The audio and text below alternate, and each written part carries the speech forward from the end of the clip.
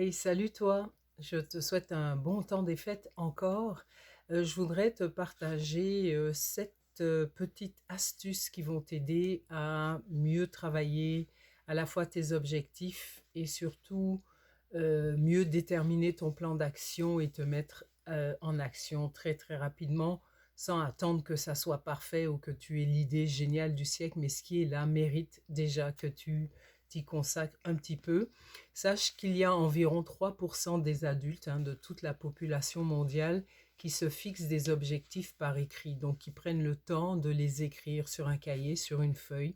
Et ces 3% de la population sont les personnes adultes qui vont accomplir 5 à 10 fois plus que celles qui n'écrivent jamais, jamais, et pourtant qui ont une formation, des compétences super intéressantes, des compétences même supérieures à la normale, mais pour une raison quelconque n'écrivent pas, donc ne prennent pas le temps de noter ce qu'il y a dans leur tête, et du coup, ce qu'elles veulent réaliser réellement, vraiment, elles ne passent pas en action.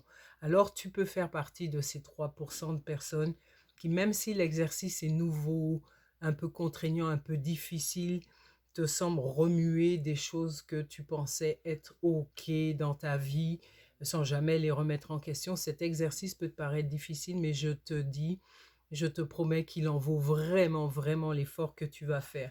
Alors, 7 petites astuces que j'aimerais partager avec toi. La première, c'est de déterminer ce que tu veux vraiment.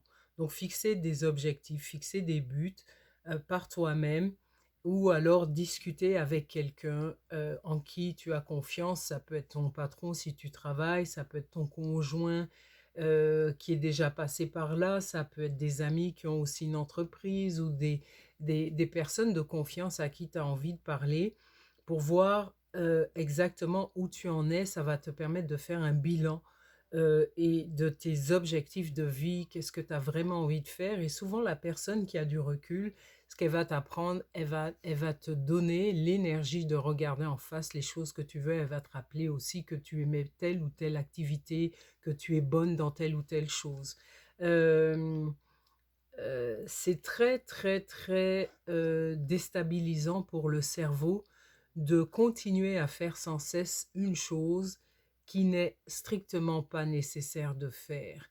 Donc, quand tu regardes dans ta journée, dans ton quotidien, le nombre d'actions que tu fais qui ne t'amènent à rien, si ce n'est peut-être une sensation d'apaisement immédiat, je dis bien immédiat, mais qui t'emmène pas à une meilleure qualité de vie, un meilleur bonheur, une meilleure source de revenus, etc. Ce sont ces activités dont il faut absolument te méfier. Deuxièmement, oui, il y a, avant de passer au deuxième, mais il y a Stéphane Covey qui est un chef de file du développement personnel, mais très appliqué, très dans l'action, très tangible, très concret, qui disait, avant de gravir l'échelle de la réussite, assurez-vous qu'elle est appuyée contre le bon immeuble. Donc tu peux faire des coups d'épée dans l'eau, ça donnera rien. Tu peux très bien travailler de façon acharnée, mais pas dans le bon cadre, la bonne structure, ni même en ayant une idée précise de ce que tu veux pour ta vie. Et ça, c'est voué à l'échec. Deuxièmement, prenez en note. Réfléchir sur le papier. Réfléchir sur le papier, c'est écrire mon but. C'est écrire, lui donner une forme. Ça peut être l'écrire avec des mots, mais ça peut être aussi le dessiner dans un premier temps. Ça peut être mettre de la couleur, mais c'est lui donner une shape, une forme. C'est lui donner une existence. Et ça, c'est parce que notre système cognitif, notre système de cerveau a besoin de se représenter les choses, et plus il va l'écrire et plus concrètement il va se les représenter. Euh, si ce qu'on a remarqué, c'est quand les objectifs, les buts, les envies n'étaient pas écrits sur un papier, dans ton cerveau, ça reste un simple vœu, c'est une idée, ok? C'est un souhait, ok? Et un souhait n'a pas assez de puissance, n'a pas assez de force pour te propulser dans l'action. Il n'y a aucune énergie qui habite cette idée, n'est-ce pas? Parce qu'elle n'a pas de forme tangible sur le papier. De plus, les objectifs qui ne sont pas écrits mènent à beaucoup de confusion, manquent à, mènent à un certain manque de précision, mènent à une mauvaise orientation et aussi à de nombreuses erreurs. Alors que quand tu écris, tu vois exactement le chemin, tu peux réajuster au fur et à mesure et ça te permet d'être de plus en plus focus, de plus en plus droite dans le chemin que tu vas faire. Troisièmement, fixe une échéance. Ça, je te l'ai déjà dit, mais je me permets d'insister. Le cerveau a besoin que la décision soit assortie d'une date parce que ça le met dans une forme d'urgence à réaliser tel ou tel objectif. Il y a pour lui, à ce moment-là, un véritable commencement et une véritable fin. Et là, le cerveau est très, très, très efficace, très efficient à te permettre d'arriver à ce résultat voulu. Donc, quand tu ne te fixes pas d'échéance précise, il n'y a pas d'acceptation au fond de toi de la responsabilité spécifique à prendre pour réaliser l'objectif. Et c'est naturellement que on va s'adonner à la procrastination, qu'on va pas accomplir grand-chose parce que je le commence aujourd'hui ou demain ou après-demain, qu'est-ce que ça va changer pour ton cerveau, ok? Alors réfléchis bien à ça, fixe-toi une date précise à ton échéance. Et comme on est bon et compatissant et bienveillant envers soi, si d'aventure tu n'avais pas réussi à mobiliser toutes tes forces pour arriver à cette date-là, c'est pas grave, t'en remettras une en place et ton cerveau va apprendre à se discipliner avec ça. Quatrièmement, dresse la liste de tout ce qui te vient à l'esprit quand tu penses à ton projet, quand tu penses à ce but que tu souhaites vraiment atteindre, cette formation que tu veux développer, que cette rencontre que tu veux provoquer, ce voyage que tu veux faire, ce nouveau bricolage, cette œuvre d'art, ce cours que tu souhaites prendre, mets une liste de tout ce que ça va te demander et chaque jour, travaille à cette liste jusqu'à l'avoir achevée. Tu te dis, OK, pour apprendre à danser, pour le mariage de ma cousine Gertrude au mois de septembre, j'ai besoin de reprendre un cours de danse latine. Il y en a un pas loin de chez moi, tous les mercredis, tous les jeudis soirs, je vais y aller. Et je sais que en mettant ça sur ma liste, je sais que, j'ai mon trajet à faire, bah, déjà me renseigner, trouver le cours, y aller régulièrement, pratiquer un tout petit peu, ne serait-ce que dans le mouvement, dans le mental chez soi et visualiser cette piste de danse du mariage de la tante Gertrude au mois de septembre où tu seras las de la scène, las de la scène dansante. Ok? Donc, on veut travailler jusqu'à ce que cette liste soit achevée. Cette liste, c'est comme notre piste d'entraînement, notre piste pour courir, notre tapis de course, hein. On a une liste et on surfe là-dessus, on avance, on avance. Donc, ça nous donne beaucoup, beaucoup plus de chances d'atteindre nos objectifs. En cinquième étape, fais-toi à partir de cette liste-là un plan d'action. Un plan d'action, ça veut dire que je suis capable d'organiser mes actions dans un ordre prioritaire. Qu'est-ce qui doit être fait maintenant? Qu'est-ce qui doit être fait avant autre chose? Et ensuite, plus tard, qu'est-ce que je devrais continuer à faire? Donc, tu dois décider ce que tu fais avant toute autre chose et ensuite tout ce que tu vas faire par la suite. Et si tu te fais un plan visuel avec ça, par exemple avec une ligne et des petits jalons, par exemple ça représente une semaine, une semaine, une semaine, t'écris par exemple pour ton projet de danse, cours de danse avec un tel prof le mercredi, deuxième cours de danse, révision bachata, révision danse du bassin ou du ventre ou je ne sais quoi, enfin tout, c'est toi, tu connais peut-être ça. Donc tu mets ça étape par étape et ça, ce grand tableau là où cette grande ligne du temps va te permettre de mesurer tes progrès, mesurer ton avancée. Donc c'est d'autant plus facile de considérer son objectif, son but quand on le voit en petites étapes. Je ne saurais que trop insister là-dessus pour toi. Alors, tu deviens beaucoup plus productif au quotidien, tu deviens beaucoup plus efficace, c'est comme si tes objectifs prenait vie, était concret au lieu que ça reste simplement dans ton esprit. L'étape numéro 6, c'est exécute ton plan immédiatement. Ce que tu décides de faire, fais-le et n'attends pas la perfection. N'attends pas que la forme que tu veux que ça ait soit une forme géniale. N'attends pas que ce soit parfait. N'attends pas d'avoir les meilleures couleurs ou la meilleure maîtrise de tes pigments pour faire le plus beau tableau que tu as en tête et que tes mains ne peuvent pas encore faire. N'attends pas d'avoir tous les clients qu'il faut pour commencer à vendre quelque chose à vendre. N'attends pas que toutes les conditions soient parfaitement réunies pour te mettre dans l'action. Il vaut mieux commencer un plan moyen, hein, avec quelques lacunes, avec quelques maladresses, que d'attendre le plan génial que tu n'exécuteras jamais, et tout le monde connaît ça dans l'un ou l'autre domaine de sa vie. Et en septième, résous-toi de faire chaque jour quelque chose qui va te rapprocher de plus en plus vers ce but, vers cet objectif ou vers cette mission. Donc, intègre concrètement, donc sur l'agenda et dans ton quotidien, en action, cette nouvelle activité dans ton emploi du temps de la journée. Ça, c'est vraiment important. Tu peux me le dire, mais si je ne suis pas capable de voir avec toi à ton agenda que tu as écrit telle et telle chose et que tu as une plage de temps dédiée, consacrée, ben je ne te croirai pas. Et je sais que tu ne le feras pas. Donc, par exemple, ça peut être rendre visite à un certain nombre de clients potentiels. Ça peut être consacrer une période de temps précise pour l'exercice physique. Ça peut être apprendre un certain nombre de mots de vocabulaire pour cette langue étrangère que tu souhaites manipuler complètement.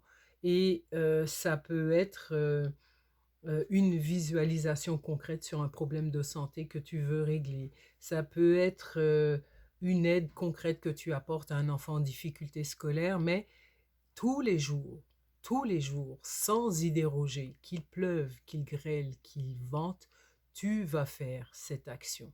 Jamais tu ne voudras déroger. Ok? Donc tu continues à avancer. Une fois que c'est lancé, tu continues et tu n'arrêtes plus. Tu n'arrêtes plus. Cette décision, cette discipline, ça peut faire de toi l'une des personnes les plus efficaces, les plus compétentes, les plus grandes dans là où tu habites, dans ton village, dans ta ville, dans ton pays et dans le monde entier. Et la seule condition, c'est j'ai lancé l'activité, elle est de plus en plus claire. Plus je vais avancer, plus ça va se clarifier, plus je saurai quoi faire et moins j'arrêterai. Une fois que tu es dans cette roue vertueuse de l'action, tu n'arrêtes plus.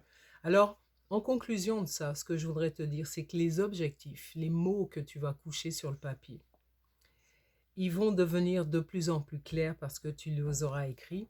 Mais c'est surtout que même quand tu vas dormir dans la partie subconsciente de ta vie, de ton cerveau qui aura mémorisé le geste d'écrire, qui aura lu, qui aura vu, qui aura ressenti l'atmosphère, ça va travailler à l'intérieur de toi. Donc il y a un impact sur ta pensée et sur même la chimie de ta pensée. Ça va te motiver, ça va t'aider, t'encourager à agir de façon résolue, déterminée. Ça va stimuler aussi ta créativité parce que ça va te faire des liens dans ton quotidien à partir du moment que c'est écrit, ah ben tiens, ça je pourrais le mettre, ou alors ça, il me semble que ça serait une grande aide. Tu vas faire des liens, tu vas devenir créative, tu vas libérer de l'énergie que j'ai envie de dire en mouvement pour surmonter la procrastination et ou d'autres facteurs, les détours de chemin, les pertes de temps, les évitements, etc. Tu vas vraiment te sortir de ce pattern. Alors, les objectifs, ils attisent un feu à l'intérieur de toi et si c'est une petite flamme de réalisation, cette flamme va prendre de plus en plus d'espace, va réchauffer beaucoup plus vite et va te galvaniser. Donc, plus ton objectif, il est grand, plus il est clair, plus il devient précis et plus tu auras l'espèce de niaque, l'espèce de rage de passer à l'action pour les atteindre. Et aussi, cette capacité d'y réfléchir, tu vas te sentir désireuse, tu vas te sentir pressée, tu vas sentir que tu as hâte d'atteindre chaque objectif. Donc, on les écrit, on y réfléchit, on les écrit, on les passe en revue tous les jours et on se dit, voilà, quelle est la chose la plus importante aujourd'hui à faire en direction de cet objectif précis. Chaque matin, je me mets au travail, j'attaque ma journée en faisant la chose la plus importante de ma liste qui est très, très définie de façon précieuse. Alors, j'espère que ça va t'aider. Ce que tu dois faire maintenant, c'est reprendre tes feuilles et d'écrire sur le papier, encore une fois, avec encore plus de précision, les 3 grands objectifs que tu voudrais atteindre cette année en 2024. Et tu vas les noter comme si l'année était déjà terminée. Donc, il faut que ça soit une réalité pour toi. On écrit au présent. OK? Le temps à utiliser, c'est au présent.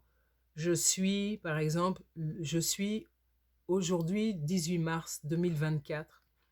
J'accueille un certain nombre de clients. Tu peux mettre un minimum de 12 clients pour ma première conférence atelier. Je suis dynamique et le travail que je fais jour après jour m'amène un résultat de plus en plus concret dont je suis fière, etc., etc.